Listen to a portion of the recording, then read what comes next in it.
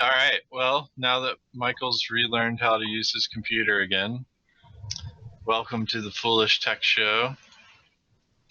It's Monday morning, so hope everyone out there is doing well.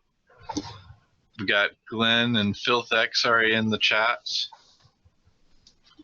and looks like we got Proctor, Tank, and Johnny with us this morning. I'm here too.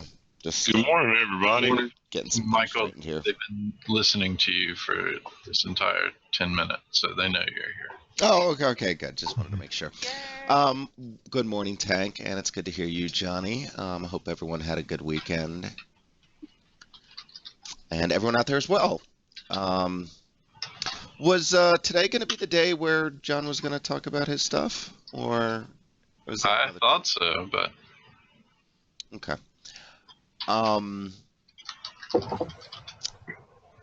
There was an interesting, I thought he might talk about an interesting thing with address space randomization on 64-bit operating systems, a feature touted to protect people's systems. Basically, with this large 64-bit address space, if you sort of randomize where you load things into, it's very hard for something to predictively know where something's going to be stored in memory. Knowing where something is in memory is a tactic that malware typically uses to infiltrate antivirus and anti-malware processes.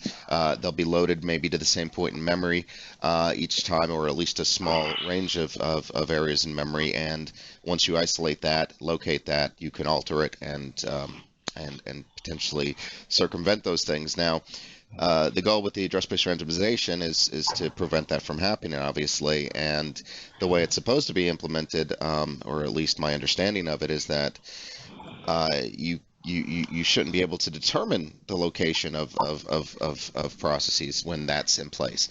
Now, there's apparently Windows APIs, and this is not just about address-based randomization. This is more probably about Windows APIs. But Windows APIs, whether or not Microsoft documents or doesn't or fails to document them, expose a tremendous amount of functionality that often deprecates the very security features that they often tout.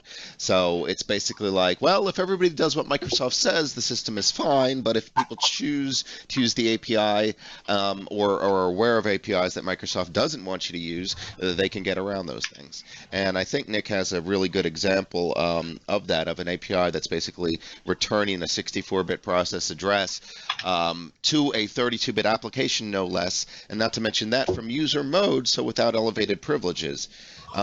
Again, that to me reeks of a security hole risk, and I think it would probably have enough information to cover at least an hour show, but I didn't exactly prepare myself today to talk about it on my own without his input. So, well, you've sure done enough of it.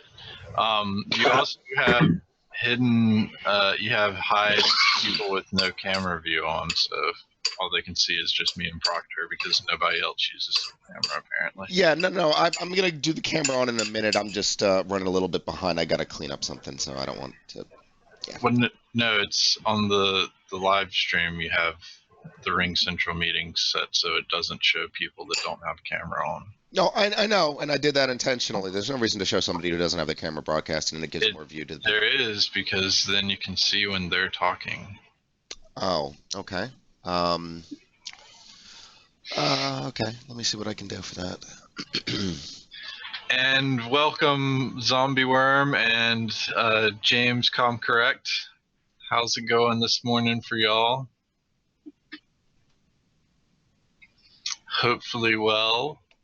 I got a few things while we wait on Nick to get in here, because he was really excited about talking all that stuff that Michael just kind of sputtered out there. But Slashdot was busy, and a lot of news and a lot of other security-related stuff that I saw. So, Brantley, I hope you're going to talk about that. Yeah.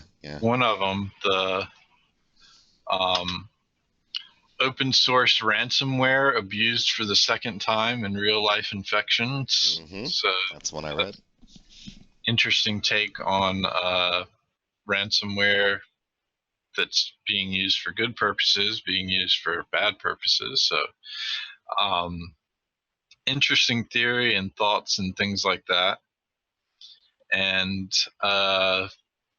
yeah, I guess it's kind of a double-edged sword. So definitely read up on that and check it out some more. Something fun though. Don't want to start it off here. Thanks, James, for inviting us to your 8:30 meeting. And I'm glad we'll be there whether we like it or not. In your ear, or will we actually just be talking out loud to everyone there? We're attending James's 8:30 meeting. While we wait on that to start, though, check that thing out. This is pretty awesome. It's a password dispensing banana.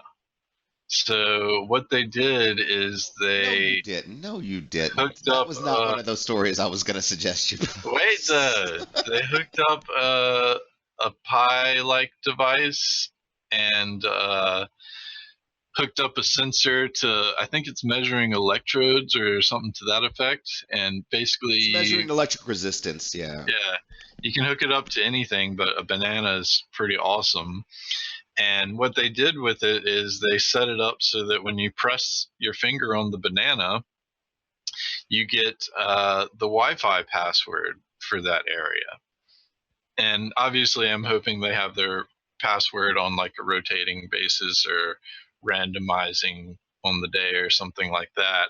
But whenever they have guests in their office, they ask for the Wi-Fi password. They just tell them to go touch the banana and they'll find out.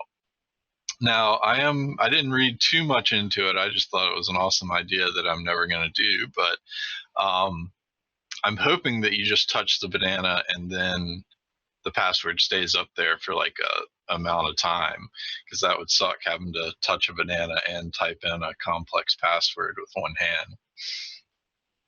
But I thought that was pretty interesting. You can also do other things like apples and anything that can take electronic resistance. So pretty sweet.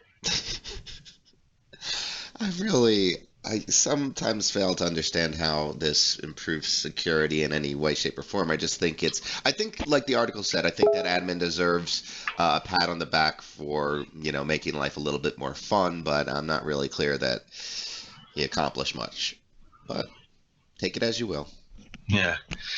Yeah, that's exactly what I thought when I saw the article, James. I was like, that is awesome. I wish we had an office that I would make people touch bananas. So yeah, and let's not have Michael take it a step too far. Luckily, he's busy for this conversation. But Zombie Worm, there's one of your Raspberry Pi articles for the day. To follow up that Raspberry Pi news, though, I have something else for you here. That is pretty sweet, too. Pi Girl 2, the Raspberry Pi 2 RetroPie. And basically it's taking the Pi and RetroPie and the emulators on there and putting it into like a Game Boy case, and it looks pretty freaking sweet. I didn't look to the price of it. Oh, it looks like you 3D print the case out, so you have to have a 3D printer or a friend with a 3D printer. But yeah, that's pretty sweet, and 3D printers are actually coming down in price. You can get some of the smaller ones for about $300 or so now. I was looking into that this past weekend. Your good ones that are going to be able to do all the stuff that you want to do probably still run in about the $1,000 price range, but still, that's a long way down from the $3,000 to $2,000 range that they used to be in not too long ago. So I thought that was pretty cool.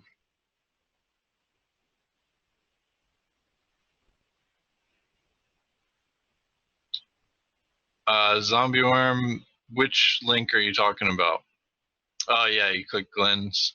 I saw that top 25 passwords and most popular password stuff, but I did not too much into it because usually they're the same list. Well, they show you the difference is basically year to year. So certain passwords move up and down in the list. There you'll see new passwords come into existence that become popular. The list doesn't change a lot though, because obviously I think you'll all probably understand this. The top password I think is still 1234556, and or maybe 1 through 7. I can't remember. That's what I have as my luggage. Okay, so You've never seen Spaceballs? Come on, that's a classic Spaceballs line. Oh, okay, yeah, context, but okay. What's the password to the Death Star? 1 2 3 4 5 6. Yeah. What? That's the same thing that I have as my luggage. Remind me to change my luggage. Security codes, yeah. Wouldn't that be easy if you like in the middle of Star Trek there were the technobabble scene or whatever. Oh, we've decrypted their shield harmonic frequency and it turns out to be 1 2 3 4 5 6. I don't think the episode would be nearly as intriguing if that came out like that. But I think the point should be well taken, though. There's no excuse for doing that sort of thing in 2016. So, yeah, 10 digits. You guys are all familiar with what rainbow tables are and things like that, correct? You take a hash of a password and then compare it to a dictionary. How did y'all lose the video stream? Excuse me, I'm seeing video stream. Glenn and James are saying that they lost the video stream. I'm showing it on. I have YouTube playing right here, and it shows it here. Nick is on his way, so we're just going to entertain y'all until he gets here. But no, I am not stuck in the snow. But actually, before I move on to the next point, I will show y'all some of the snow. We're in the very... Jeez, that's a lot of microphone noise. Thanks for that. We're in the very bottom of the Epic's eastern coast snowstorm, so we didn't get a whole bunch of it here. But yesterday, me and Johnny did go out and try to capture some snow stuff. Michael, geez, mute yourself, dude. Michael, I'll have to mute you for you. Yeah, well, okay, sorry, just changing a shirt, sorry. You don't do that with the microphone unmuted. I didn't realize it was unmuted. My bad. Go ahead, right. Sorry. Anyway, so I went out and we were going to go up to the mountains, Highlands, North Carolina, and there's a bunch of waterfalls on the opposite side of that road going up to Highlands, and I was going to take some drone footage there. I'd been there before, but I didn't have quite enough confidence in my drone flying skills to maneuver the area that it was in, so we were going to go back up there, and I thought it would be even cooler to have snow on the mountains and the waterfall area. Unfortunately, we didn't make it all the way up there. We have to cross into Georgia to get up this road, and the road to Highlands is basically like going straight up the side of a mountain, except you have to like zigzag up a mountain. But South Carolina, roads were all paved. They had them salted. Everything was perfect.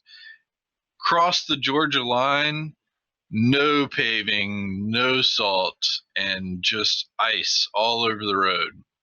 Luckily, we crossed the Georgia line at the bottom of a hill, and I hit that spot, and I was like, oh man, this is not good.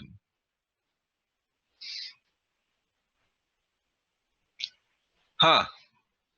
Michael, your bandwidth is apparently bad. You need to stop folding while you're broadcasting. But yeah, it is showing okay here. Maybe it's something else with the inner tubes, because we'd all be on the same hub if we were watching it here.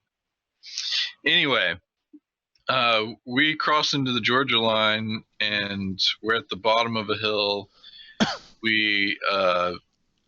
I start going up thinking maybe we'll be able to make it through, but we don't even get maybe 20 yards to start going up the hill, and I look up and I see 2 cars already up the hill, but they're not going up anymore. They're sliding backwards.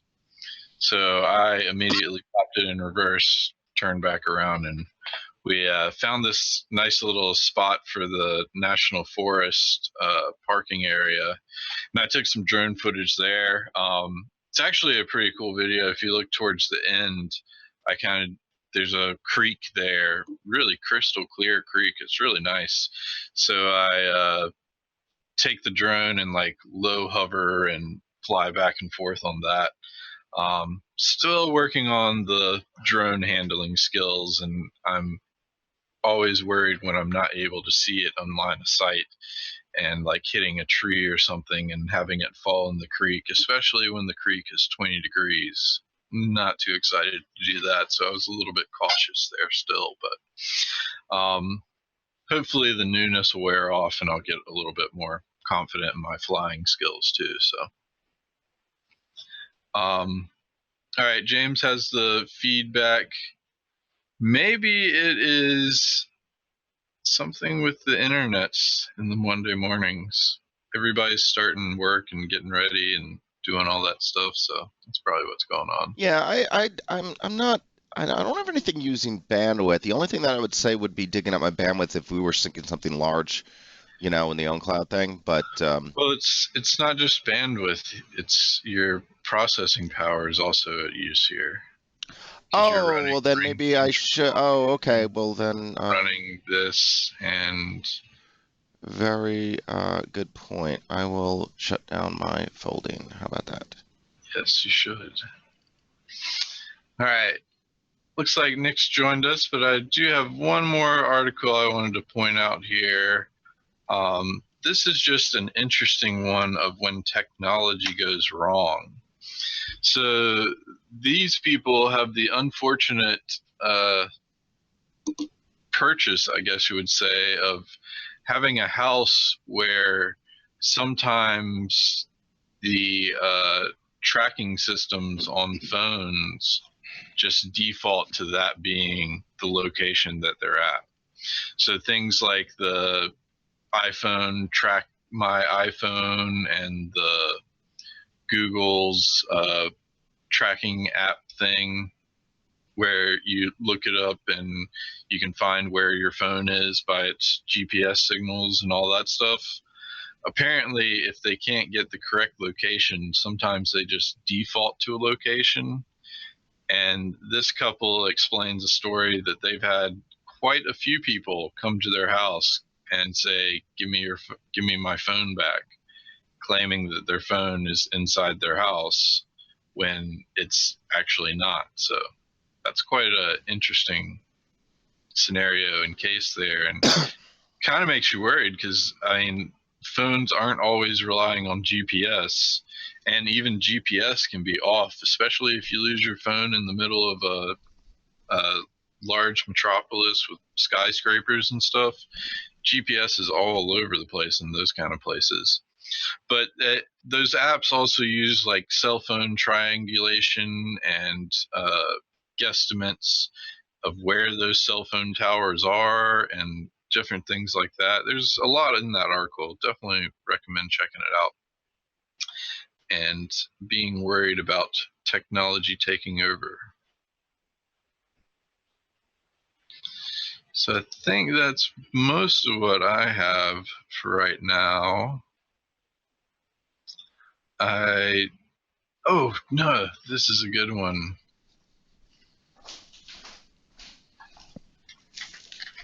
Check that. That is a super funny commercial to me.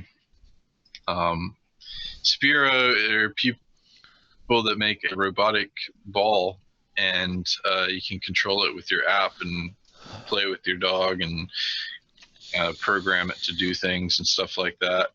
but this is one of the commercials they came up with, and I thought it was pretty funny.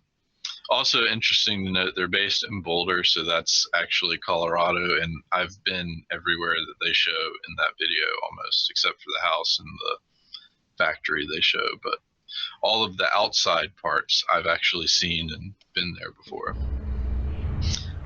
Super funny video though. I laughed a lot at it.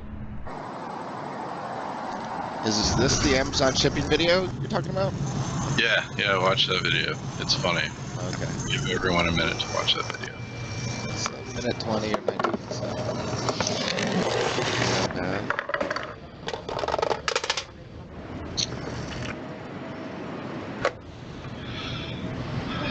While y'all do that, I do have something else pretty interesting. Been looking into antennas recently. I got the second RTL dongle, and You already got that in? You already got that in? yeah. Nice. And what do you think about it? Can I see that antenna? Yeah, that's what I was going to show you first. So this is that second antenna that would have come with it. Oh, I figured out what your remote is for too.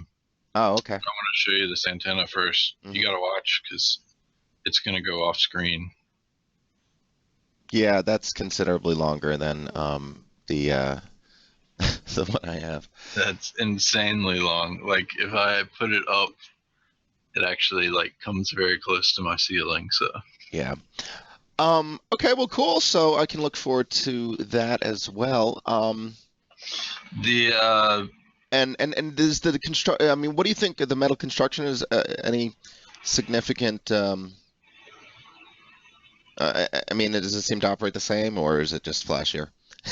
I mean, it definitely feels a lot more hotter, but it's using the case as a heat sink. Yeah, so. Yeah. Do you find your other one gets hot?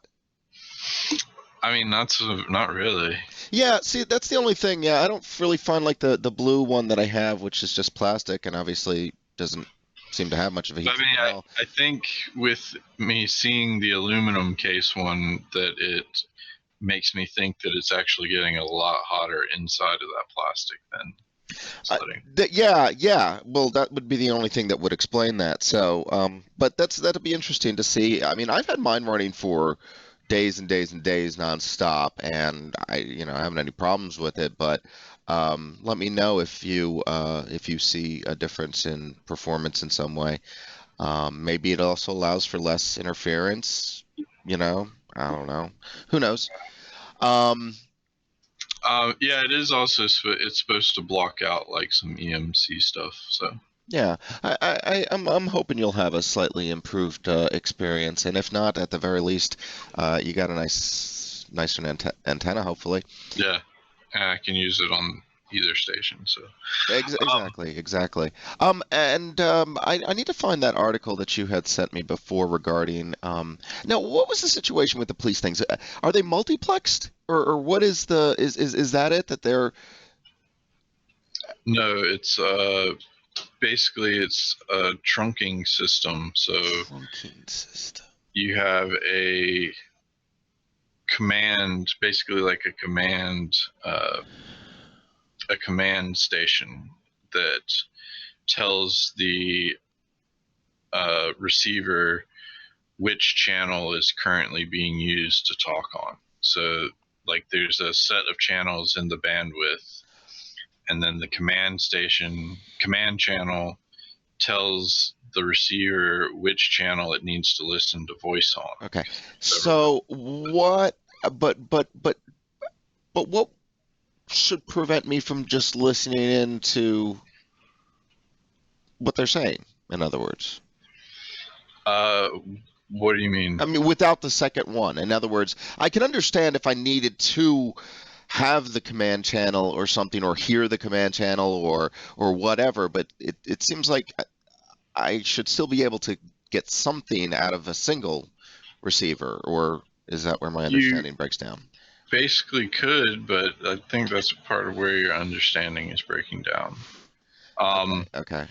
I'll have to go back and look at that, but that was essentially so All right, say just for ease of use, the channel is 5 megahertz. Oh, I think I get. Yeah, Glenn's providing some explanation as well. Yeah, go ahead. So Brantley. if the channel is 5 megahertz, your dongle only has a range of 2 megahertz that it can look at any given time.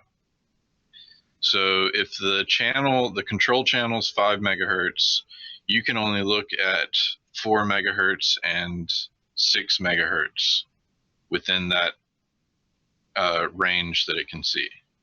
So if the control channel is using 1 through 10, you're not going to be able to listen to the control channel and the station that you want to listen to the voice on. So if the control channel says someone's talking on 1, and then the control channel says someone's talking on 10, you're going to miss part of the conversation there, because you have to go to 1, listen to it, go back to the control channel, find out what channel it's on, then go to the voice channel. That explains it. Thank you. Now I've got it good in my head. I appreciate that. There are a lot of things, and I still couldn't get it working. I think I'm working on the decoding stuff, because the P25, and it may just be because the Windows stuff is hard to deal with and work with. Yeah. It's like basically the police scanners and stuff could be encrypted, and there are programs like DSD Plus and DSD which will decrypt them, but it's like really hit and miss with the audio and the setup. And like I have it so that I can get the control station and everything works great there. It tells the one for voice which one to go to, and I can get the voice stations. I just can't actually listen to the voices yet.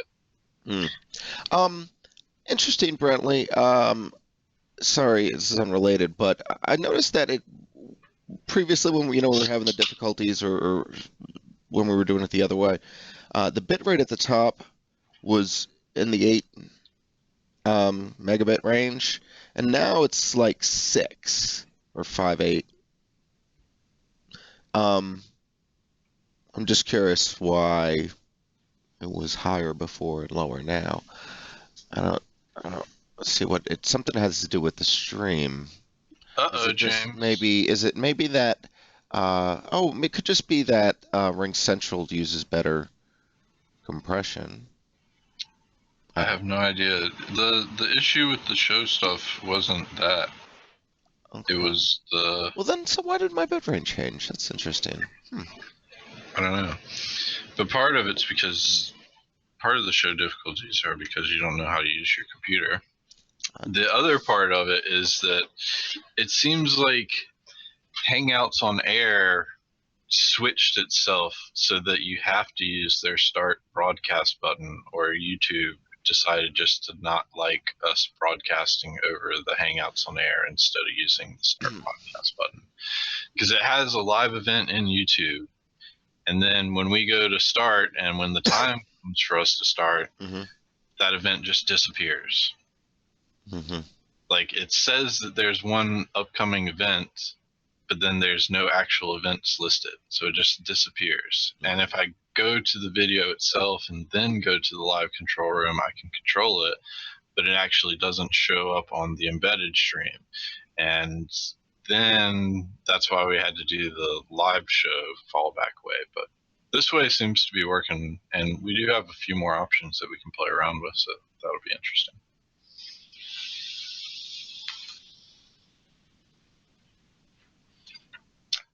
So, yeah. Anyway, what I was going to say about antennas. Yeah, Proctor is at a Las Vegas club, actually. He's not even paying attention. I turned off anti-aliasing. I had experimentally turned that on. I don't know how that may or may not change anything, but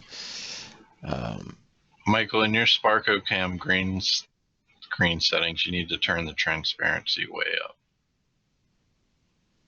Okay. I'm paying attention, Brantley. No, I know you already. They just caught you off guard. What place was that? I don't remember the name of it. It was a good night. Does that fix it? Does that fix it? It was the color. Yeah, it was. I just had to pick the color again. It's much better now because my room is bright, considering it's bright outside as well as I've got the light on in here, so yeah, it's working much better. So this doesn't have too much to do with the SDR stuff because those dongles aren't going to pick up this range really, but it does have something to do with Wi-Fi stuff. I was talking with NetHunter over the weekend, and we were talking about different Wi-Fi antennas and stuff.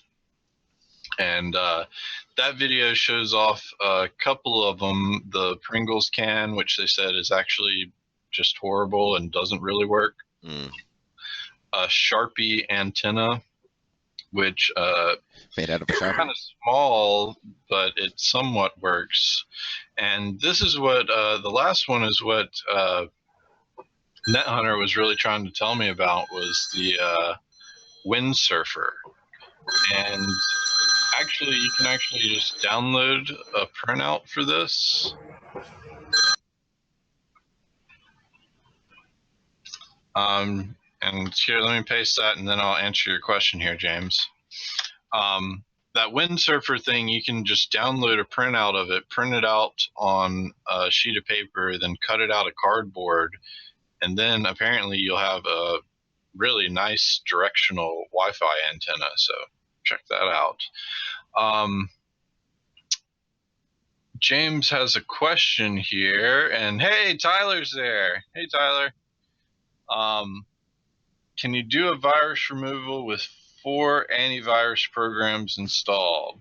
Yeah, well, the more the better. Just keep piling them on. If you can get 8 or 12 antivirus on there at a time, I'd say that's the best. And again, the more the merrier. And no, I don't say that in all seriousness because that's the exact opposite of what you should be doing. But anyway, take it, Brantley. You can do a virus removal with them all installed. I would highly recommend doing an offline virus removal with all of them installed, though. But yeah, you definitely don't want to have more than one antivirus really installed because they will fight each other for access and ability to check the file, and you'll just get a lot of deadlock situations, a lot of pauses. In other words, they're all going to be doing the same thing and taking up resources, a lot of resources, and then trying to both access the same file at the same time. Modern hard drives and things like that, it's not so bad. It's not going to kill any system, but it's definitely not going to make it perform optimally, and it even can turn into a situation. I've seen problems. I've actually, and this was a while ago, so again, but I've seen problems loading files in a situation like that. I saw a computer, apparently the program, it timed out before the file would load because of the antivirus. But well, I've seen it where one of them locks the file and then the other one tries to access it and throws an error. So yeah, something like that. Same thing. Yeah. Yes, and Glenn has 8. Excellent work. I wouldn't even know 8 antivirus to install. Did he just go Yoda on us? Yes, with 8 I have. Okay. There is one other antenna that I'd want to point out here. The Budget Yagi antenna, and I want to show the 2.4 out. I actually have the 5 up. Go ahead and copy the 5. This is a pretty sweet antenna. You can make it yourself. This guy does sell it for 31 pounds, so it's fairly cheap. Now, this is outside of the range of the RTL dongles, isn't it? Yeah. RTL is only up to 2. Whoa, who's got their microphone wide open? Proctor, I think it's Proctor. I think it's Or Johnny. Proctor. There you go. There we go. And Proctor, you may want to do what I did and pick your green screen color again, because you're he looks fine. Oh, okay.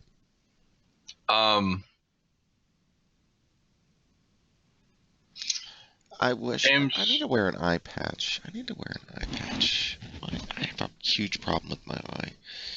It still looks horrible. anyway, This is James why I said didn't want to he'd go like- on the air. because you interrupt people. James said he'd like to take advantage of some D72 and malware removal training. Definitely check out our past 2 shows, Thursday and Fridays. We go over defunk. That's how we like to start off with malware removal. Proctor did have an episode where he went through and did malware removal. I'll see if I can pull that one up real quick here.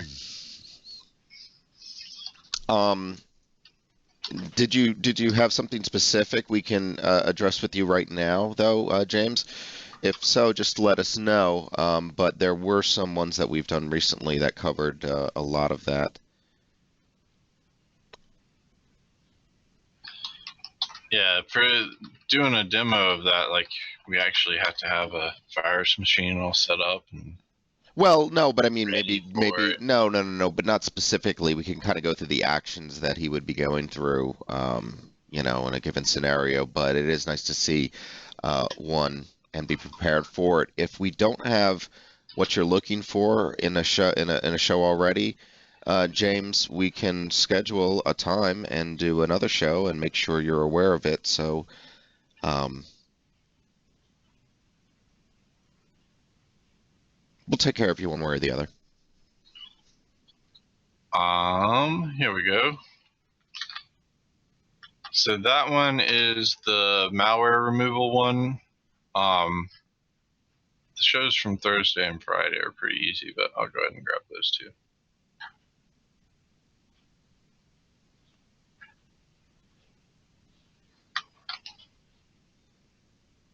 That's Thursdays, and this is Fridays.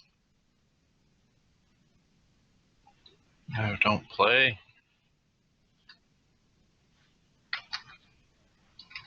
You're welcome, James. Yep, so those are some good ones to start off with. It'll really show you the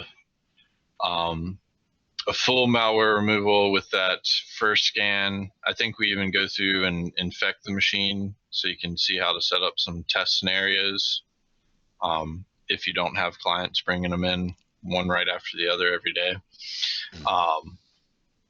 which usually there's no shortage of that. But the other 2, we go into defunk, which is kind of a more advanced malware removal where you're relying on yourself and not definitions to be able to remove stuff. Well, I mean, that's not completely true in the sense you will still have whitelists and whatnot, but those whitelists are ones that you're generating or that we provided. Yeah. Mm-hmm. And there are definitions, but those are just ones that when you look at a file, it'll tell you it matches a known bad one. And those are taken from Sane Security, which is also used as our hashes and CryptoPrevent. Yeah.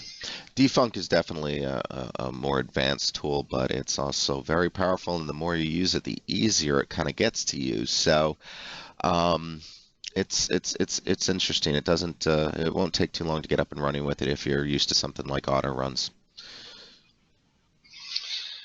So, Nick, are you around yet?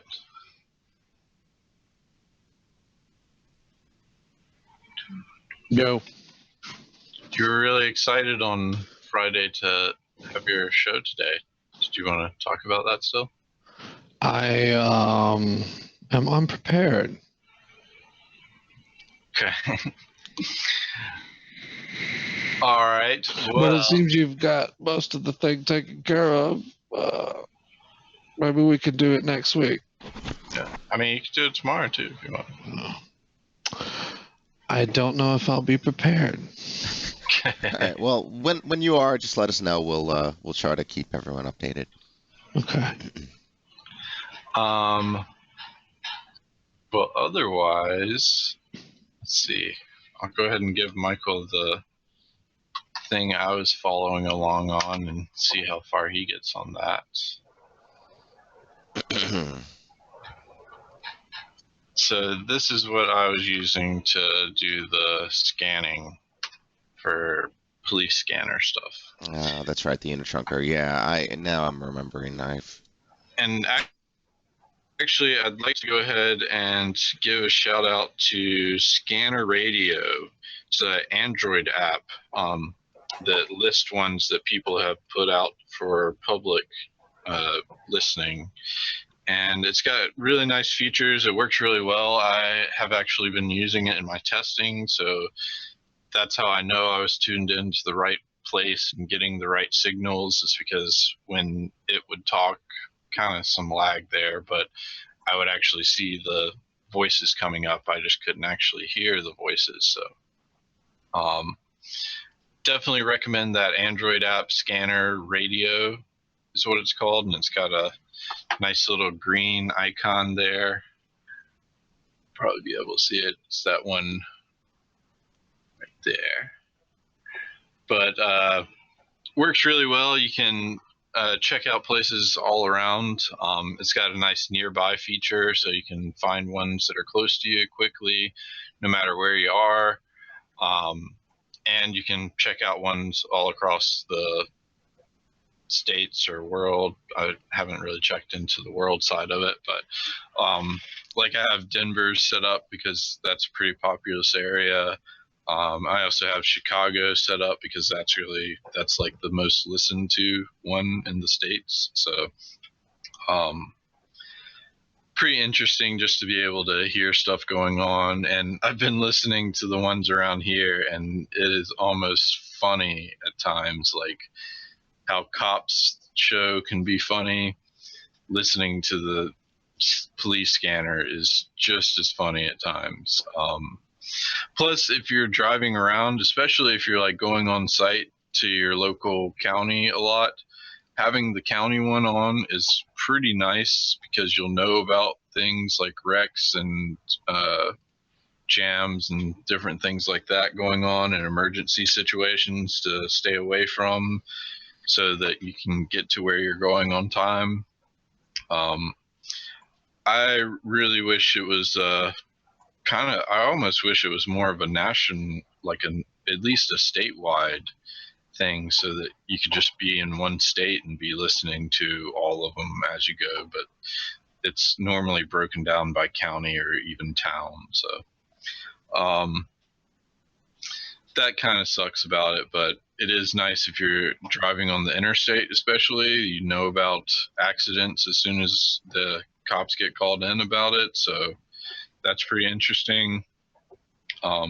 Johnny actually had to call in a suspicious looking character a few nights ago, and I got to hear the response on it, which was like 15-20 minutes after we made the call, so can also make you worried about your response times there. But pretty interesting stuff. That app is free. You get some pro features like removing ads and being able to change colors if you want to pay for it, which I think it's like a $3 app, so a little bit on the expensive side, but it works really well for the free version. And if you don't mind ads and having a couple colors, and it works great.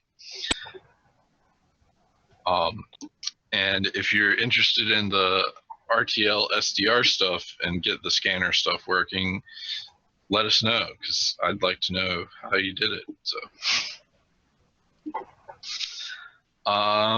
what else we got?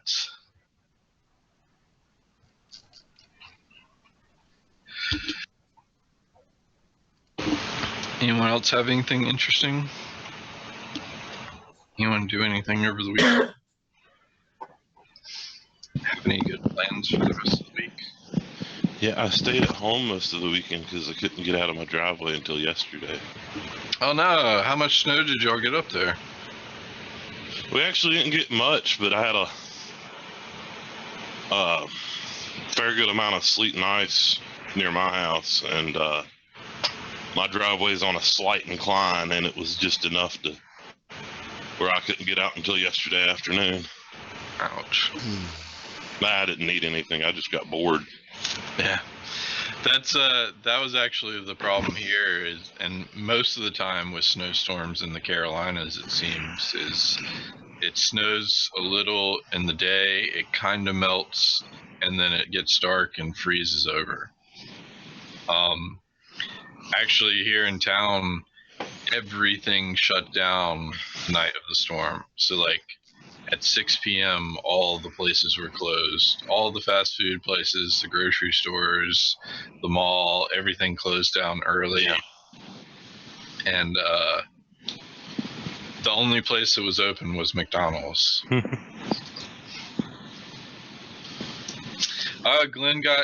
Glenn did get sunburnt, took some pictures, didn't get wet. That all sounds like, well, the first one not so much good, but the last two good.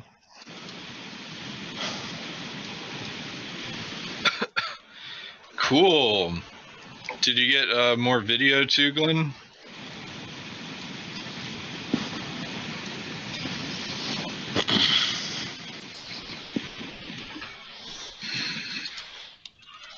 Oh, I didn't mention too, I also got 2 other videos for the drone stuff that I took a while ago. You can look on my channel. I won't post the links for it, but I tried to go to Disney World and like get to their parking lot and fly up and scan Disney World with the drone.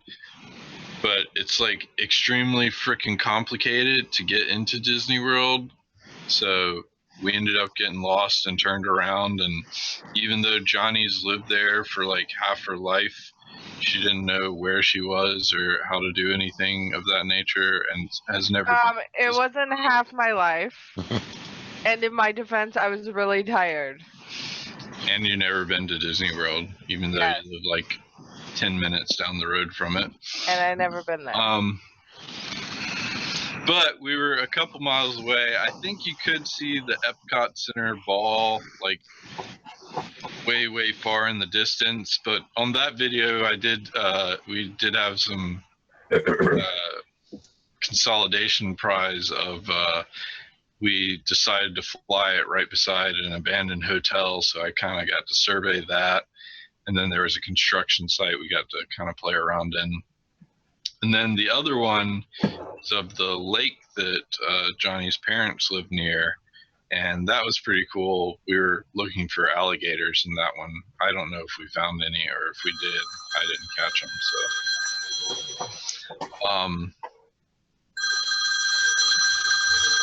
So, that's really loud, Proctor.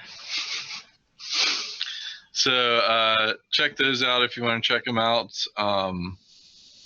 Wow, Glenn got 800 kilometers of GoPro. That's cool. That kind of sounds like those cross-country trips that people try to time-lapse with pictures and stuff. I've been seeing a lot more of those recently.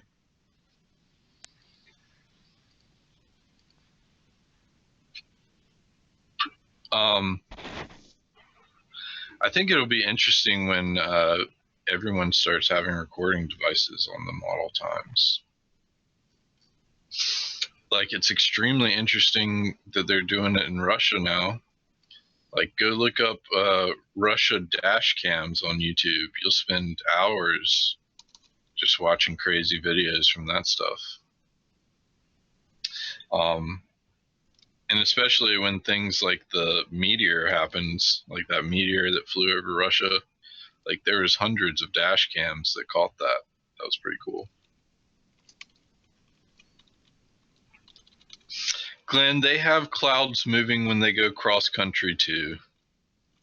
Your clouds probably do look cooler though. Give you that.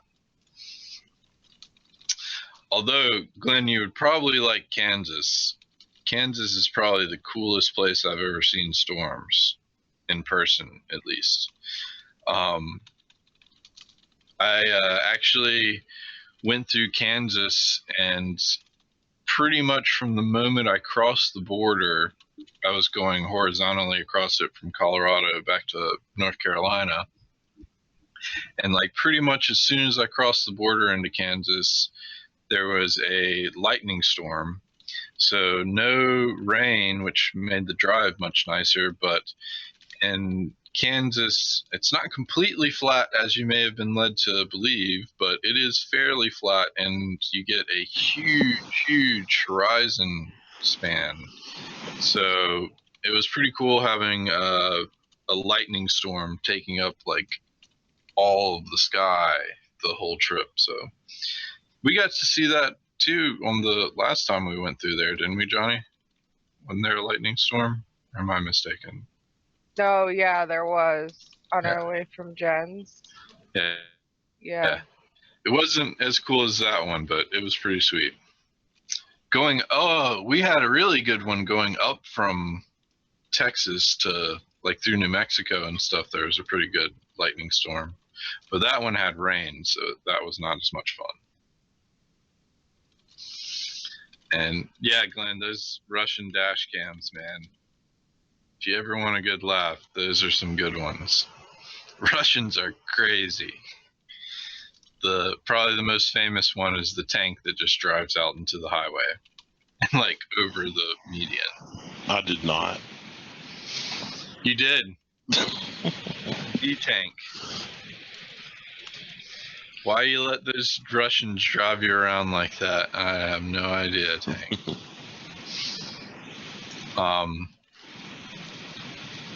Lightning's not boring. Lightning's like the best storm ever.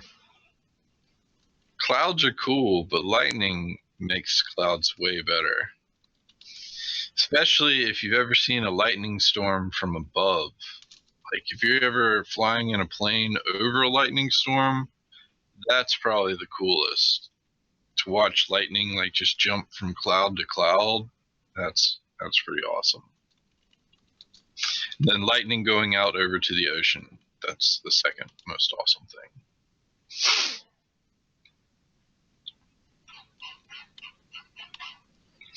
All right, well, I do have some other stuff that we'll probably talk about tomorrow because SST Russ talked to me this weekend. He's been getting his D7 2 set up on a switch from the original D7, but he asked me to save talking about those until tomorrow because he can't make it in this early morning show. So he should join us tomorrow, and hopefully he'll remind me of some, and I have some notes taken down about specific things that we talked about and questions he wanted to ask too. So I've just been talking for an hour. Everybody else has been doing random stuff or muted, and I am out of stuff to talk about. So I'm not muted. I was just listening. But you were doing other stuff. Well, yeah, I was trying to respond to some customers, see if there's anything relevant. I did want to bring your attention to that ticket that I posted. We don't have to discuss that on the show, but maybe at a later point we can, if it's something you guys want to do. But what were the other Slashdot things that you wanted to talk about? Oh, so it was really busy. Yeah, well, I saw several articles. You did mention some of them. Here we are. Let's see. What do I have?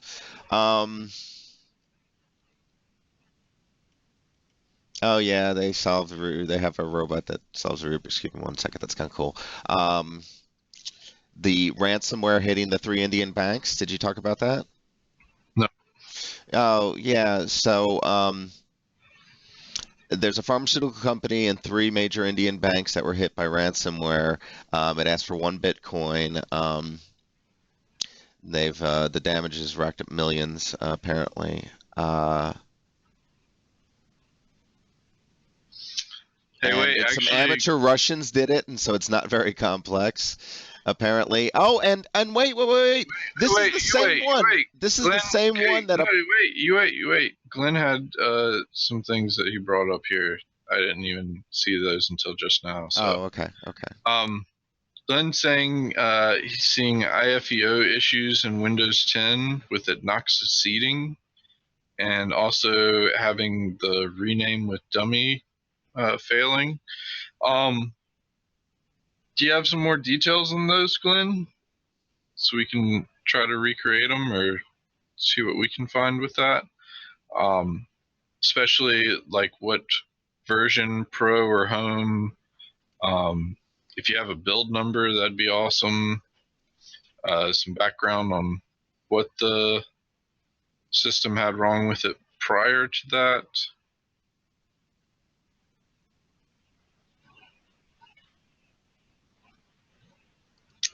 I know Nick would definitely be interested in tracking those down because I know that's something that's going to be integrated into the tech edition of Kill 'Em All.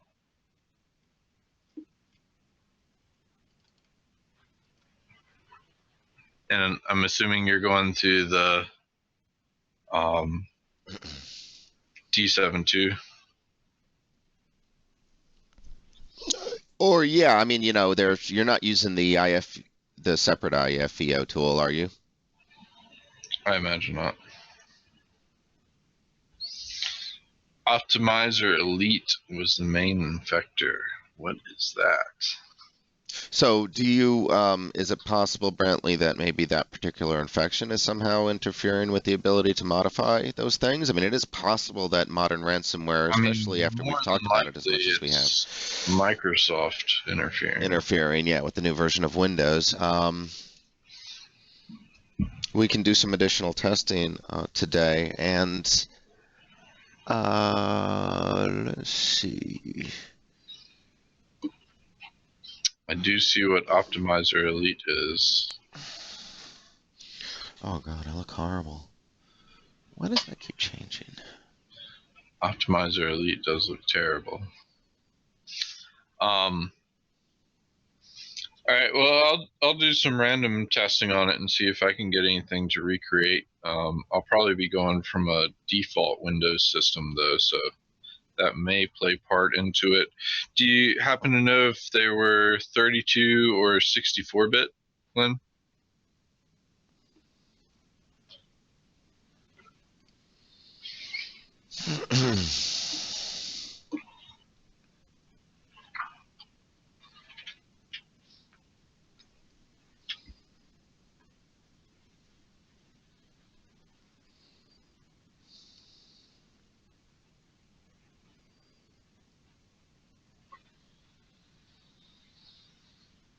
Excellent. That will narrow down the testing some at least. Excellent. We will definitely look into that. Just like I said, I know those are going to be implemented in some of the newer D7X stuff soon. So Windows 10, man, they just messed with all kinds of stuff. So,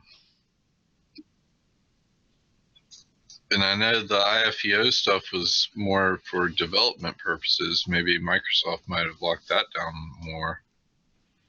The rename with dummy, though, I don't feel like they would have changed what was happening to make that work. So. Yeah, that's bothersome about that more so than the IFEO thing, but I don't think either. Last I was reading, at least, and in my experience, they shouldn't be able to as quickly change that in Windows 10. It's still a fundamental feature for debugging.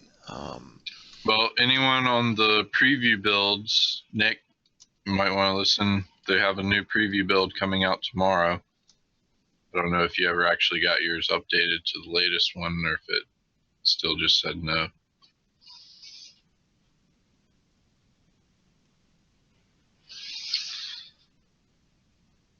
All right, so the ones you're seeing it on are ones that are infected, it sounds like. So that may play a part in it. Very, very possible that they've caught on to those tricks, especially with us talking about them. Yeah, more. as much as we have. And you know what? Nick mentioned that the other day. He actually mentioned that they might do something of that nature. But Yeah, I'm not seeing anything to indicate that it's anything different in Windows 10, and a quick test doesn't show that it's broken fundamentally. So I gotta believe it's related to the specific machine, and I'm sure is somehow related to the infection. Oh, another interesting bit. All of the machines did not have or failed to install the November update, the service pack. I wonder. That is very interesting. Just out of random curiosity, I know it's probably hard to tell, but were these 7, 8 machines upgrades to 10, or have you seen it on new Windows 10 versions?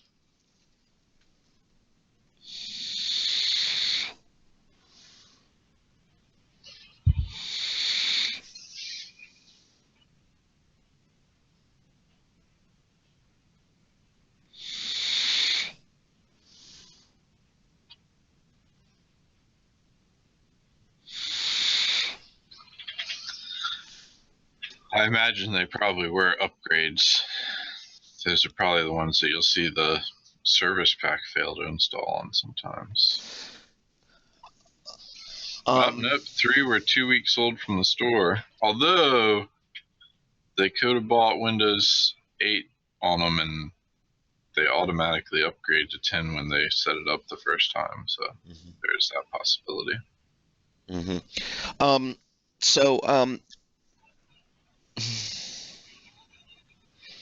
Just kind of a good conversation you guys are having. I don't necessarily want to interrupt, but I do want to point out that those articles that I posted about that malware is particularly relevant. I think I started hearing it from our community a few weeks ago, and now basically today it's the news of it is exploding because of the damages it's caused. I find it incredibly ironic that this is one of the least advanced pieces of ransomware. And it goes so far into some of those articles as implying that it has to be run manually, manually executed, meaning there's no there's no thing to Dropper. push it. There's no dropper for it. Yeah. So our crypto prevent, if configured properly, should be able to protect against it completely. It's just looking from the analysis here, it doesn't. The behavioral analysis, it doesn't seem to do anything out of the ordinary. So I highly recommend you guys protect yourself out there from that, and go ahead and read up on the story. And if there's any questions you have on it, let us know. But this is also one of those things where user education is a good idea as well. And we're having a discussion right now. It's always you can put up as many deterrents as you want, but education I think is the core of it. I think it's better to educate first sometimes and put the deterrents in afterwards. But in the case of like locks on doors and things like that, that would prevent an inconvenience. But something like crypto prevent doesn't provide an inconvenience to your users, impacts end users' experiences. Not at all as far as performance is concerned or anything else, and so it doesn't decrease productivity, and it's always a balance in security, I think, between those things, maintaining high levels of productivity and providing the security, and I think crypto prevent passes both those tests. Anyway, sorry. I know it was a plug, guys. My apologies. No, that's good. We'll end the show on that plug, I think. So Glenn will check more into that, and everyone else tune in more for tomorrow. If Russ is available, we'll discuss some of the things that he brought up, and he actually introduced me to a new custom app that we might add here soon too. So check us out tomorrow. If you have any other questions or anything, you can always hit us up on the IRC chat. I've been talking to Russ on and off throughout the weekend, and definitely you can always email us at support or sales@foolishit.com, or you can give us a call. and we'll be there. 844-311-3665 or 844-311-FOOL, F-O-O-L. We'll get you to us if you want to give us a ring. And by the way, for a little lighter note, for Monday morning, Muckrock has an article about some information that a Freedom of Information Act request was gotten about the military's use of dogs and enlisted men to do ESP and extrasensory, perception and psychic crap and all that good stuff. The goat staring men or whatever. I think there was a movie about that a number of years ago. But I always find those things to be, fun to look at. So there you go. All right, so check that out. Did everyone watch the X-Files last night? I did not. Oh, I did. I did. Once it finally came on at like 11:45. Yeah. And Is it any good? Yes and no. I mean, I feel the same way. it was not near as believable as the original series, and they don't explain the big gap between the movie and now, and I think they're going to eventually. I think they did a poor job of Starting it off. starting it off. Yeah. Yeah. It's as if like there has been no conspiracies of anything between then and now. It's Huh. it Well, was, they didn't explain what. All they really did was show them that Scully went back to being a doctor, and they don't explain anything about what Mulder's been doing. well, okay, well, yeah. I mean that could be part of the mistake. right. And you almost get the impression he hasn't been doing anything, Okay, but well, he has. Listen. I don't think in a single So, episode they could make up conspiracy. for as much time has passed since the last movie. Conspiracy, he's now. been abducted the whole time. So He yeah, got there could be abducted and he just returned to Earth, and they erased his memory, so he didn't know there's a gap in time. and then each episode they'll be filling in a little bit piece of that, and bringing it back up to speed. Yeah, this might be okay. I don't think there's anything bad. It's only 6 episodes, isn't it? Oh yeah, Oh. like I said, it wasn't necessarily a bad start. It was just very slow. Yeah, I don't. The writing is not as good as it was. I think it's all build up for the next 5 episodes, is what it Well, was. I hope so. Could be. They better be blockbuster, knock out of the park, type Because thing. while I did enjoy it, it was a bit slow. Is the sexual tension still there?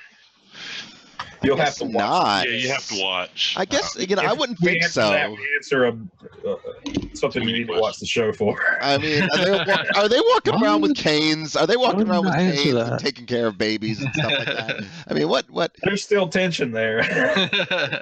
Yeah. It's just a different kind of tension. Yeah. Cook me some food, woman. Interesting. Well, that'll make it worth watching then. So. But I did think the premise of where they're seeming to go with it seems rather interesting. Okay. All right. Well.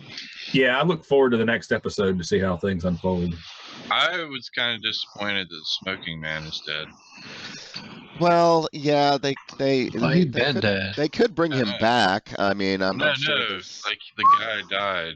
Oh, the guy in real life Oh, he died. died in real life? Oh, Cancer. yeah. Oh, geez. Yeah, that's right. Oh. Crap. I thought he just. Oh shit. I'm smoking. It's problematic. That's problematic. Well, I these really days wish y'all would have watched it, because I'm afraid to say anything now. these days with holograms, though, I mean, it's conceivably possible they could bring back anybody. What and- did and you be think, together. Proctor? What do you? Yeah, it's. I think it's a must-watch, but it wasn't as good as I thought it was going to be. I was hoping to be on the seat of my, the edge of my seat the whole time, but it just. I'm gonna hold off judgment until the next episode. See how. Yeah. Because Glenn I was- still enjoyed it. It wasn't what I thought it was going to be, but I enjoyed it. They got 5 more episodes for stuff to happen.